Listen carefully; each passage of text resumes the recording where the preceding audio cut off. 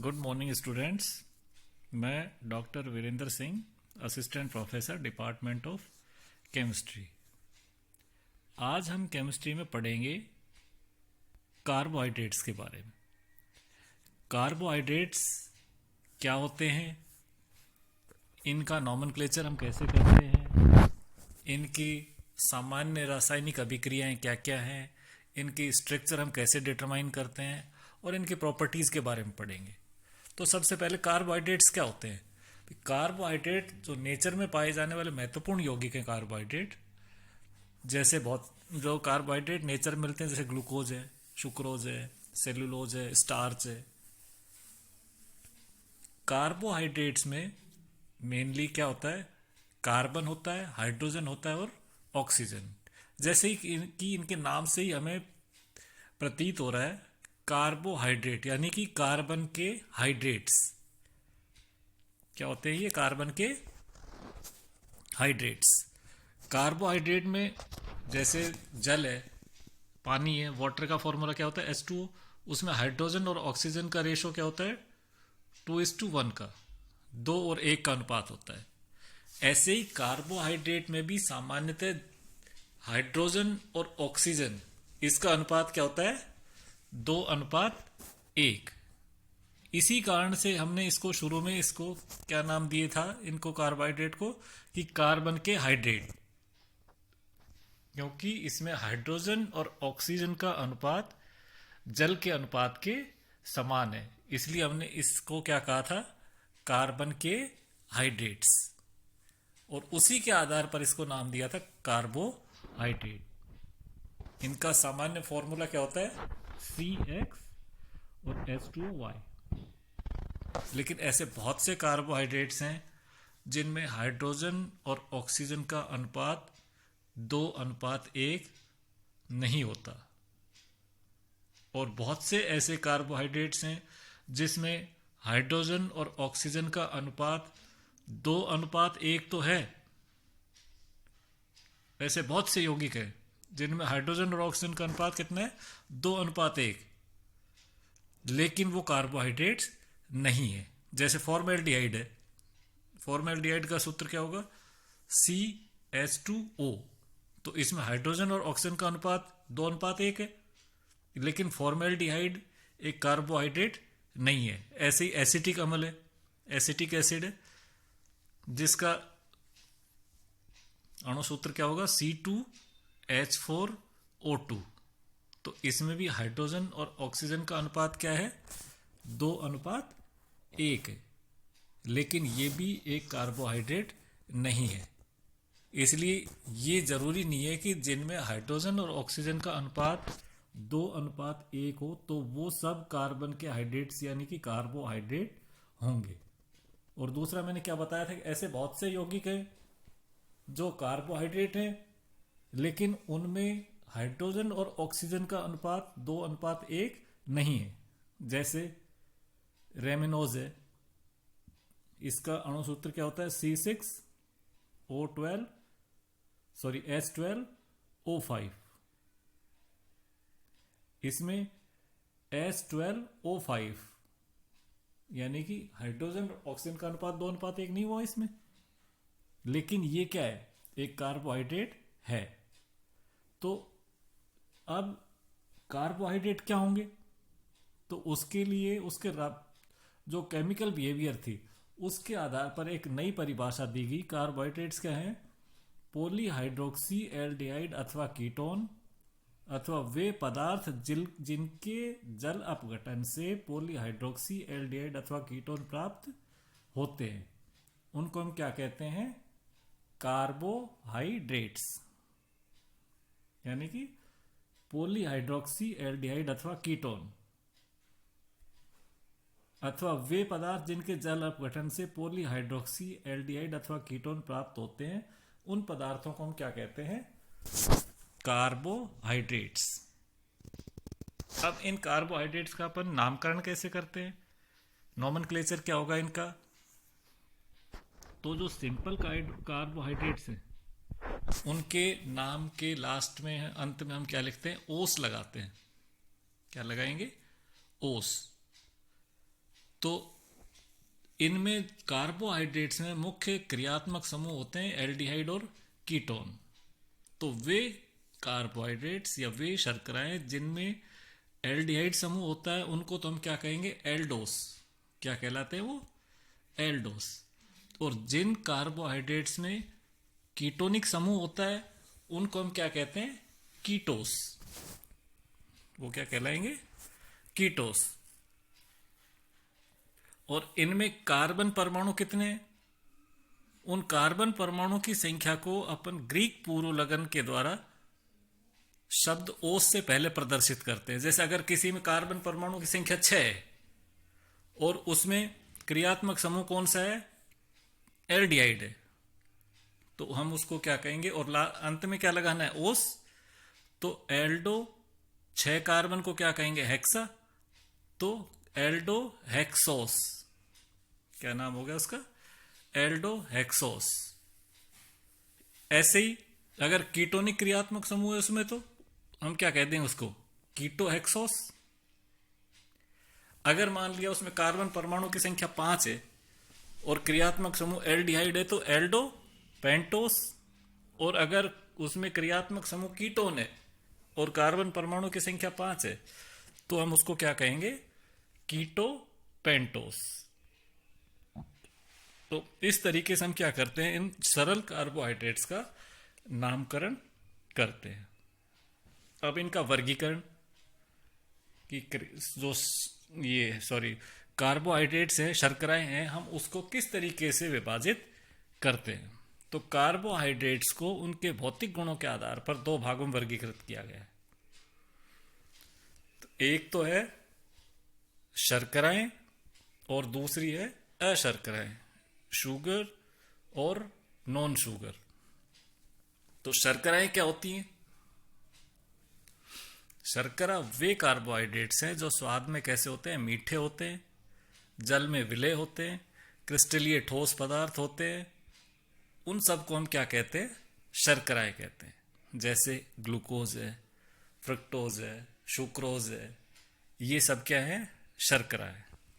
अशर्कराएं non sugar क्या होंगे, ये वो कार्बोहाइड्रेट्स हैं जो स्वादहीन होते हैं, जल में अविलय होते हैं या बहुत कम स्प्रिंगली सॉल्युबल होते हैं, बहुत कम विलय होते हैं, और कैसे होते हैं, अक्रिस्टलीय ठोस होते हैं। जैसे स्टार्च है, सेल्यूलोज है, ये कैसे हैं, अशर्करा है, नॉन शुगर कार्बोहाइड्रेट्स।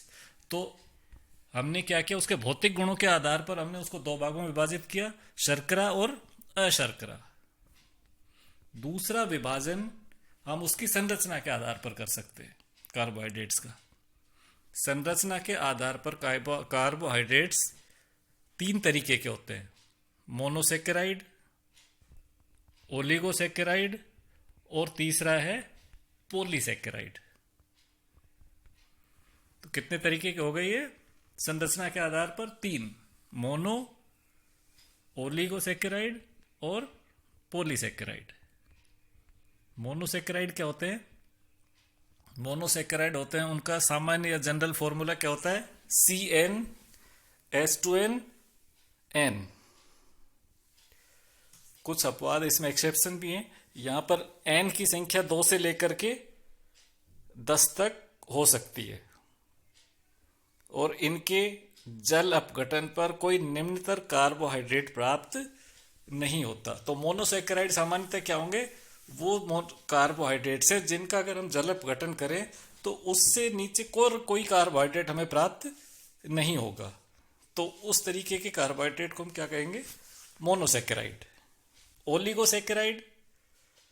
ओलिगोसेकेराइड वे कार्बोहाइड्रेट है जो जल अपघटन पर 2 से लेकर के 10 तक मोनोसेकेराइड इकाइयां देते हैं। तो उन कार्बोहाइड्रेट्स को हम क्या कहते हैं, ओलिगोसेकेराइड, यानी कि जिनका जल अपघटन करे तो हमें 2 से लेकर के 10 तक के मोनोसेकेराइड इकाइयां, यूनिट्स प्राप्त होती हो। जल अपघटन से प्राप्त जो मोनोसेकेराइड इकाइयां हैं वो उनमें समान भी हो सकती हैं और अलग अलग भी हो सकती हैं। जैसे सुक्रोज है, सुक्रोज का जल अपघटन करेंगे तो इसमें हमें ग्लूकोज और फ्रुक्टोज दो मोनोसेक्राइड इकाइयाँ प्राप्त होंगी। ठीक है, तो ऐसा जरूरी नहीं है कि जल अपघटन करें तो हमें एक तरीके की इकाई प्राप्त हो, तो समान भी हो सकती हैं और असमान भी हो सकती है। अगर हमारे जल अपघटन पर दो मोनोसेक्राइड इकाइयाँ मिलती हैं तो इस तरीके के ओलिगोसेक्राइड को हम क्या कहेंगे? डाइसेक्राइड।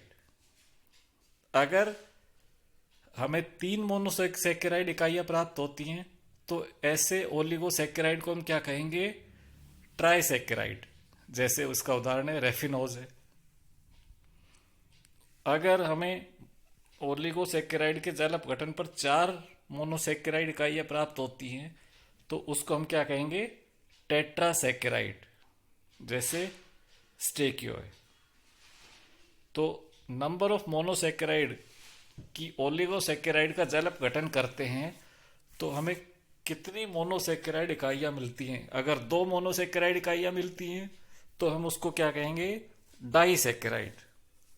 तीन मोनोसेक्राइड इकाइयाँ मिलती हैं तो हम उसको क्या कहेंगे? ट्राइसेक्राइड। चार मोनोसेक्राइड इकाइयाँ मिलती हैं तो हम उसको क्या कहेंगे? टेट्रासेक्राइड।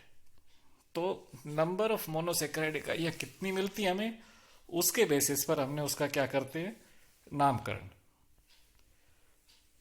अब एक है पॉलीसेक्राइड, लास्ट। पॉलीसेक्राइड क्या होते हैं?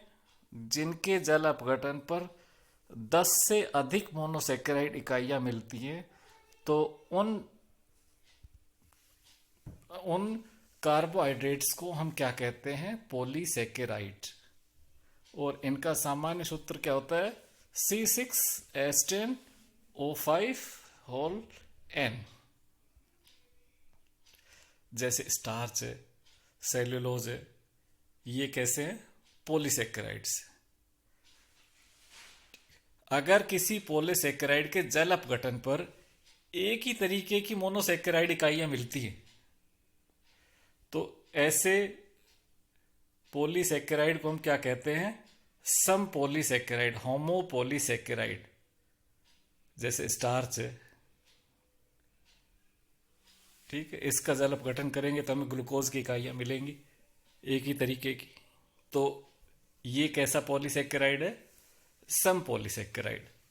और जो पॉलीसेकेराइड जल अपघटन पर एक से अधिक तरीके की मोनोसेकेराइड इकाइयां देता है तो ऐसे पॉलीसेकेराइड को हम क्या कहेंगे?